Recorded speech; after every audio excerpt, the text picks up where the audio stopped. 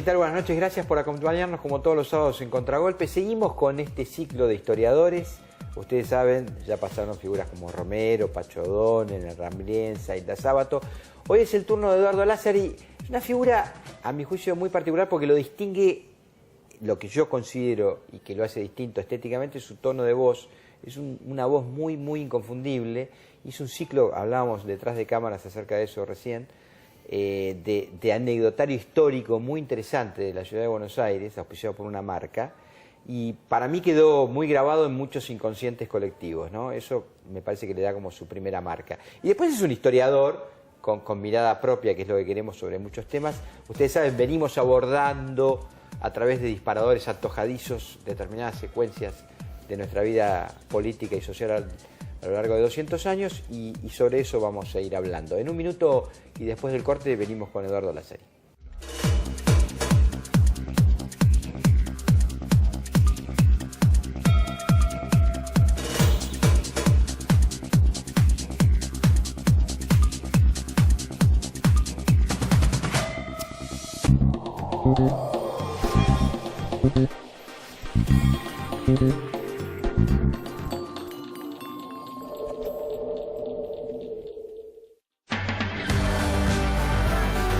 Desarrollando talento, desarrollamos futuro. Juntos, estamos transformando la educación de la ciudad. Vamos, Buenos Aires.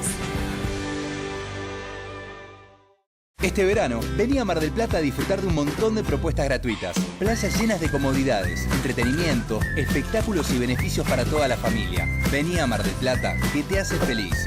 Buenos Aires provincia, entre todos podemos más. Es la primera vez que tenemos un banco en el barrio. Ahora me depositan mi sueldo en mi nueva caja de ahorro. En Piletones ya integramos al sistema financiero más de 1000 familias. Por eso, en cada uno de los núcleos de inclusión y desarrollo de oportunidades que construye el gobierno de la ciudad, habrá una sucursal del banco. Y así, seguiremos cumpliendo más sueños. El banco es fundamental. Sí al 99% de cloacas. Sí al 100% de agua potable y sí a tener uno de los índices más bajos de mortalidad infantil de América Latina. Auspicia este programa Cámara de Diputados de la Provincia de Buenos Aires.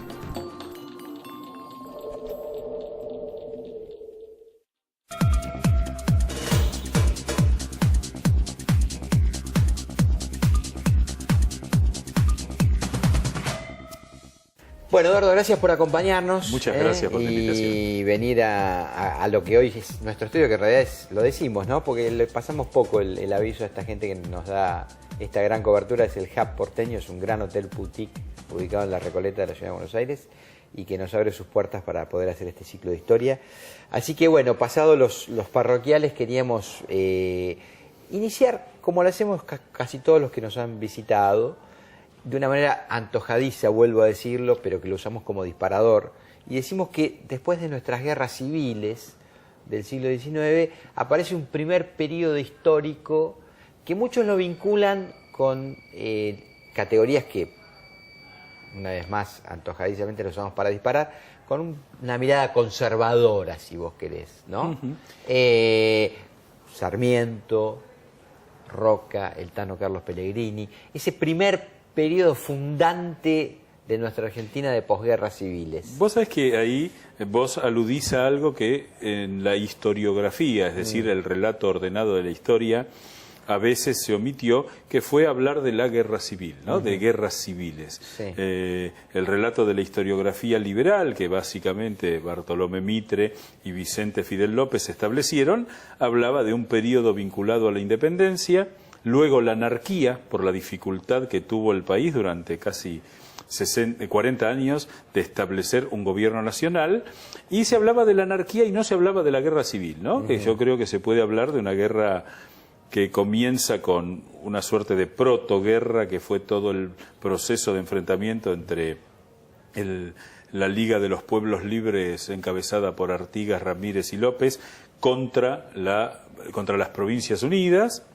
y después lo que fue todo el proceso de la guerra civil propiamente dicha, luego del fusilamiento de Manuel Dorrego, y que, si bien no hay un consenso absoluto, más o menos todos dan por terminada en la batalla de Pavón.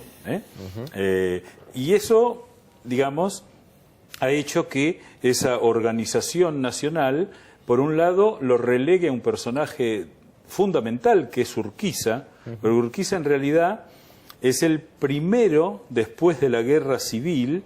Recordemos que Urquiza es federal, es decir, que vence a Rosas, que era federal en Caseros, y en esa interna del Partido Federal aparece un líder que podía haber sido el Rosas de los 20 años siguientes, y decide dejar de ser caudillo, proponiéndole a las élites liberales unitarias de las provincias: ustedes dejen de ser unitarios, yo dejo de ser caudillo, es decir, impongamos la ley y ahí va a comenzar otra historia. Y ese pacto político con un hombre que renuncia a la suma del poder comienza en el 54 con su presidencia y finalmente termina con Mitre presidente en el 62. Ahí se produce, desde mi visión, una suerte de gran milagro, que es que la Argentina empieza a transitar un camino que la convierte en la segunda democracia moderna de más duración en el mundo, después de Estados Unidos. Es decir, del 62 con Mitre hasta el golpe del 30, la Argentina tiene un desarrollo institucional sobre el cual yo tengo una mirada muy positiva, porque se dan como tres periodos: las tres presidencias fundacionales, que son Mitre, Sarmiento y Avellaneda. Luego comienzan las presidencias liberales, Roca, Juárez Selman, Pellegrini, que además con la crisis del 90 se ve la fortaleza del sistema, que sigue adelante sin ningún inconveniente, hasta llegar a la segunda presidencia de Roca, donde comienzan ya gobiernos más conservadores, ¿no? ¿Por qué esta distinción entre liberales y conservadores? Porque del 80 al 98 la Argentina había que hacerla. Entonces surge la educación pública, surgen los servicios públicos, surge el sistema de salud, surge todo lo que no existía. Ya para el principios del siglo XX, esa élite sumamente comprometida con un modelo librecambista, con un modelo modernizador, con un modelo progresista, empieza a tener cosas que mantener. Entonces vira hacia ese conservadurismo, y la aparición de una figura central que es Roque Sáenz Peña, uno de los más grandes estadistas de nuestra historia, que dice, bueno, un país que ha logrado un insólito progreso económico, que ha logrado una integración social que no tiene parangón en el mundo, y que a su vez tiene un sistema político que no es del todo integrador, no va a funcionar. Por lo tanto, abramos el juego, crean una democracia moderna a través del voto universal, la ley Sáenz Peña, y lo que lo convierte en un estadista Sáenz Peña es que, pensando en el progreso del país, pone en riesgo su sistema de poder y pierden el poder. Dándole, los conservadores, entrando los gobiernos radicales. Yo tengo varios amigos radicales, historiadores, Diego Barovero, que ellos no les gusta mucho lo que yo digo, pero para mí los gobiernos del 80, esa generación del 80, tienen tres periodos: el liberal, el conservador y el radical, porque no hay diferencias ideológicas y de proyecto, digamos, de políticas de Estado desde 1880 hasta el golpe del 30. Bueno, ese periodo de 50 años, al que podemos agregarle lo fundacional que fueron Urquiza, Derqui, Mitre, Sarmiento y Avellaneda, es un proceso extraordinario, un país que no calificaba en Sudamérica y que se convierte en una de las potencias económicas del mundo, un país respetado diplomáticamente y fundamentalmente un un proceso de integración social de una inmigración que llega a ser el 40% de la población, que a través de la apertura social, Félix Luna decía que era el conventillo, uno de los elementos que cocinaron la Argentina, sumado a la ley 1420, fue un modelo sumamente exitoso que hasta el 30 encontraba la forma de resolver institucionalmente, dentro del esquema constitucional, todos los problemas que tenía. Me encanta tu poder de síntesis, simplemente marcarte algunas cosas para meterme rápidamente en esto del 30, porque creo que ahí vamos a encontrar algunos elementos que nos marcan hasta hoy, más en el déficit que en la ganancia, por decirlo de alguna manera, ¿no? En términos históricos. Y es la siguiente, en esto que vos describís hasta el 30, me quedaría con algunas fotos. Sarmiento y su idea de la educación pública y de calidad para todo el mundo, es una mirada muy abierta a lo que está pasando en otros lugares del mundo. Roca, porque, insisto, a los que, por ejemplo, les fascina la Patagonia, tendrían que ir con pasaporte y cruzar a Chile si no hubiera pasado Roca. Exactamente. Digo, porque está muy denostado, pero digo, si queremos ir a los 7 lagos, en territorio argentino, ahí porque tenés, pasó Roca, ¿no? Sí, ahí tenés claramente lo que es una discusión ideológica anacrónica que no tiene nada que ver con el hecho histórico, ¿no? Además, porque me parece que muchas veces se lo descontextualiza, digo. Totalmente. Es decir, avanza, por supuesto, violando lo que hoy serían derechos humanos fundamentales, pero que no lo eran en ese tiempo. Pero que en ese momento las categorías eran otras. Eran absolutamente otras, y además, vos sabés que cuando llega Roca, que fue recibido en Buenos Aires como después de la campaña del desierto como una suerte de segundo San Martín, recordemos que la campaña del desierto duplica el territorio continental argentino.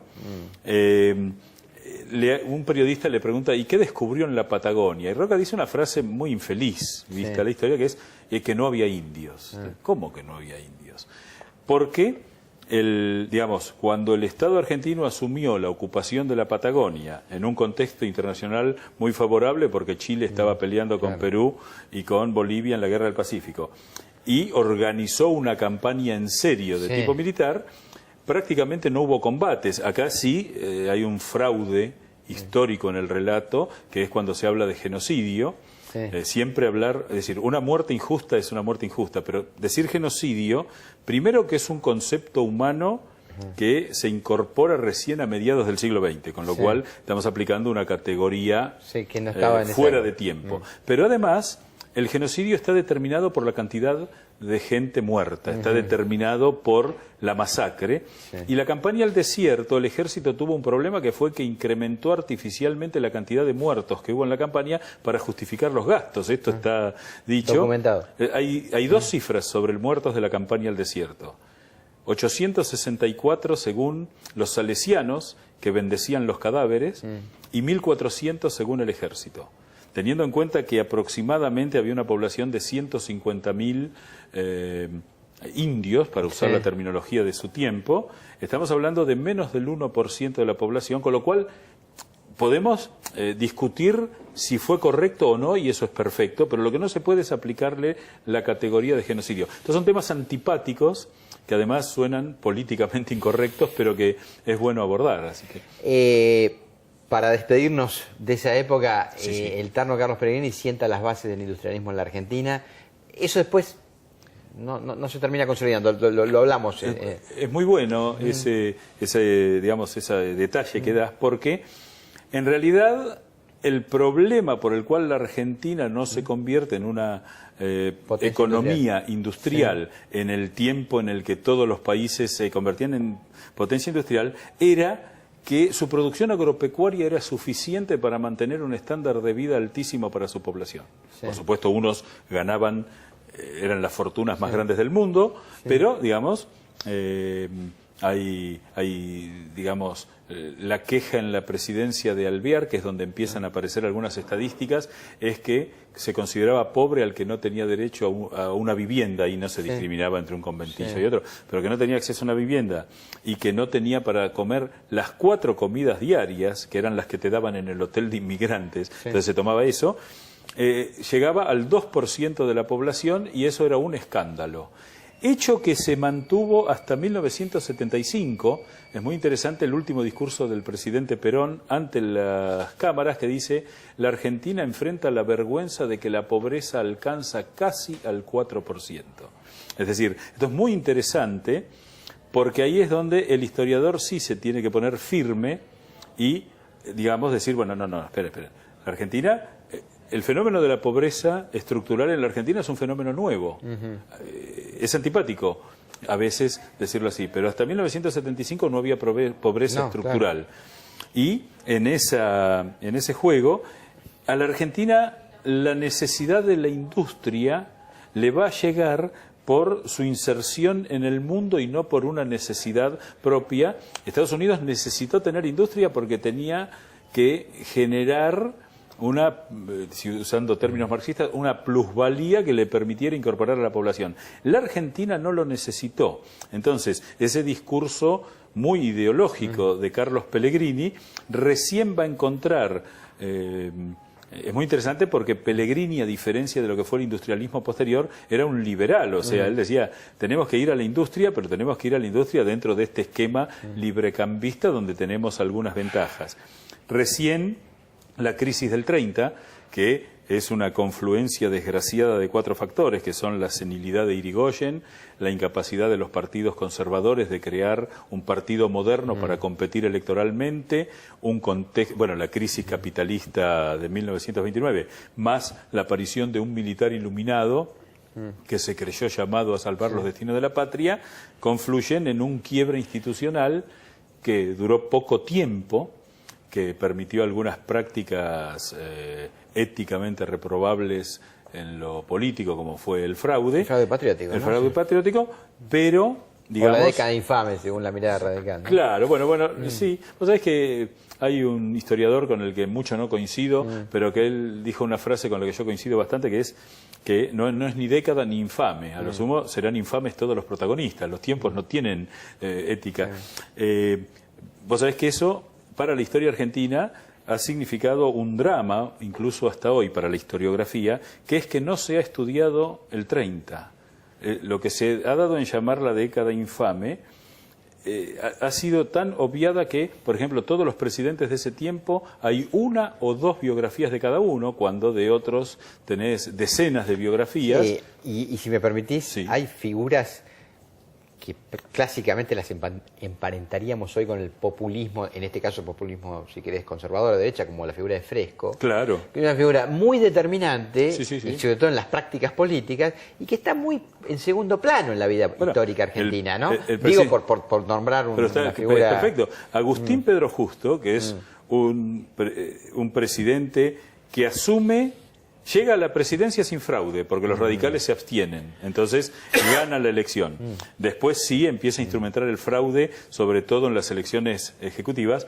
Pero el periodo de Justo es interesantísimo, a tal punto que es motivo de estudio en el mundo. Es increíble. En la Argentina, Justo no se lo estudia.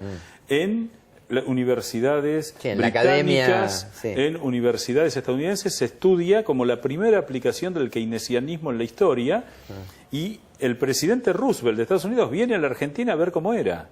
Es muy interesante.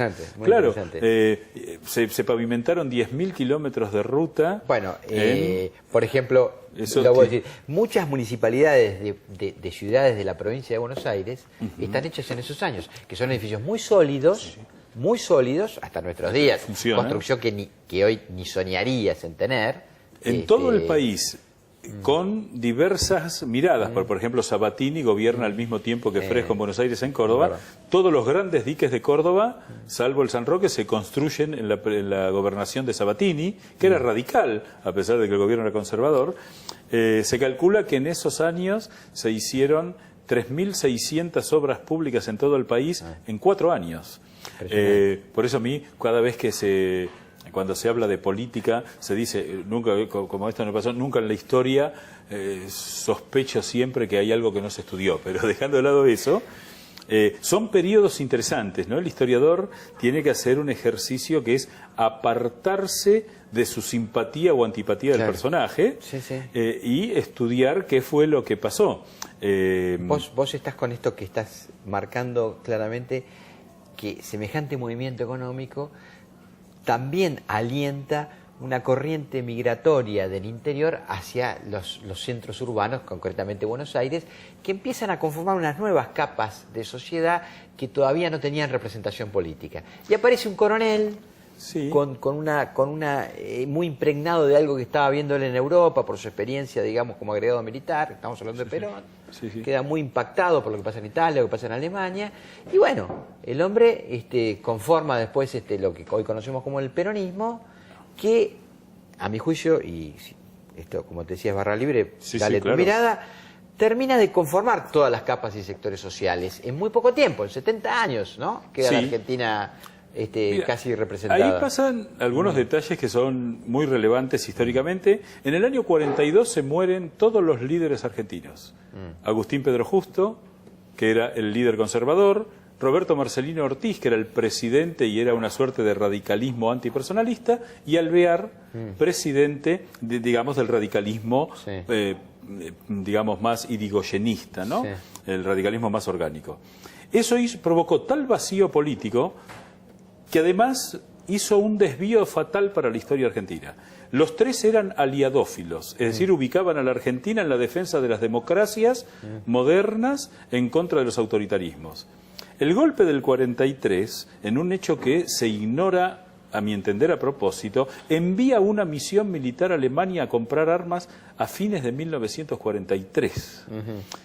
Que le hace decir a Churchill en el Parlamento: no debemos olvidar lo que la Argentina nos hizo en esta guerra, ¿no? Y después Perón, que tiene condiciones ideales para liderar ese momento, produce la incorporación de la clase obrera, sobre todo produce una gran sindicalización e incorpora algo que no existía 30 años antes, que era la clase obrera industrial en términos masivos, pero lo hace no desde la integración, sino desde el conflicto político.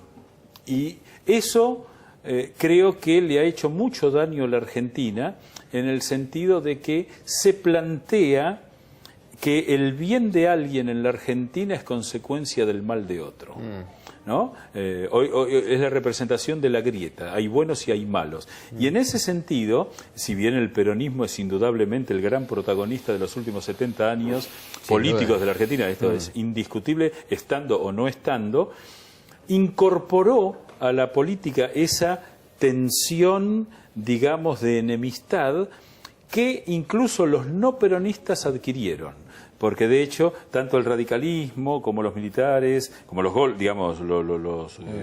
golpes militares, como algunos sectores conservadores, entendieron que lo que había que hacer era aceptar ese paradigma peronista y tratar de ser peronistas más prolijos, menos prolijos. Los socialistas, que nunca pudieron enfrentar la idea de que los llamaran gorilas, antiobreros, el radicalismo, que entendió que podía ser una suerte de peronismo prolijo, y con esta novedad que 100 años después del último gobierno conservador, yo sé que mis amigos que participan del actual gobierno no aceptarían mi definición, es de que es un gobierno claramente más liberal que los últimos 70 años tuvo en la Argentina, y que además tiene, digamos, una representación social más parecida a la previa, y digamos que ahí sí uno como historiador, metiéndose un poco en el presente, puede decir qué bárbaro, qué impresionante que el conservadurismo argentino haya tardado 100 años en conformar un partido político con capacidad de ganar una elección. Bueno, y eso fue una tensión muy dura, ¿no? Me gusta mucho esta síntesis, porque yo la hago como pregunta final. Te adelantaste, está bueno, y quería pedirte una consideración más en ese sentido. Porque efectivamente, si yo creo que la aparición de este nuevo fenómeno político encabezado por el presidente Macri es la encarnación de un nuevo partido de raíz, digamos, del centro hacia la derecha, de perspectivas liberales, de sectores conservadores, que llegan a la presidencia de la República por la maquinaria electoral. Para mí es un elemento novedoso, es decir, es una fuerza competitiva ubicada del centro a la derecha, digamos, que prescinde de viejos estamentos de la vida política argentina. Y entonces la pregunta sería, ¿te parece que están dadas las condiciones históricas para que ese fenómeno novedoso se consolide y se reconfigure el mapa político argentino de tal manera? ¿O puede ser tal vez golondrinas de una primavera que se irán en el próximo verano? Da la impresión de que hay elementos novedosos en la política argentina, ¿no? Es decir, por ejemplo, un gobierno dispuesto a pagar costos políticos con medidas teóricamente impopulares. Eso es un dato novedoso en la Argentina que fue entrando durante muchos años en la imposibilidad de tomar algunas medidas duras. Por otro lado, hay una visión digamos, nueva de la economía, hay un reflotar con mucha prudencia para evitar, creo yo, mayores líos políticos. Eso ha quedado evidenciado durante el 2017, pero que tienen que ver con no plantear las discusiones ideológicas desde lo ideológico, sino desde la práctica. Porque las discusiones ideológicas en la Argentina son casi insolubles, esta es una opinión que yo tengo al respecto, donde, digamos, la idea de ir saliendo de la dicotomía de buenos y malos es muy fuerte. Se ve con claridad en los ambientes intelectuales, se ve con claridad en los ambientes periodísticos, se ve con claridad en los ambientes políticos, que le cuesta muchísimo a la Argentina poder definir una especie de gobierno, un tipo de gobierno, si no es en ese parámetro peronista que gobernó la Argentina 72 años. Entonces, eso para el gobierno representa una gran ventaja, porque al no estar dentro de un esquema, no saben cómo agarrarlo, y por otro lado, bueno, va a exigir sobre todo de los intelectuales, tanto historiadores como politólogos como periodistas, tratar de entender que hay un fenómeno nuevo. Eduardo, gracias por habernos acompañado. Un gran gusto y un placer haber estado aquí. Nos encontramos el sábado que viene en Contragolpe. Chau.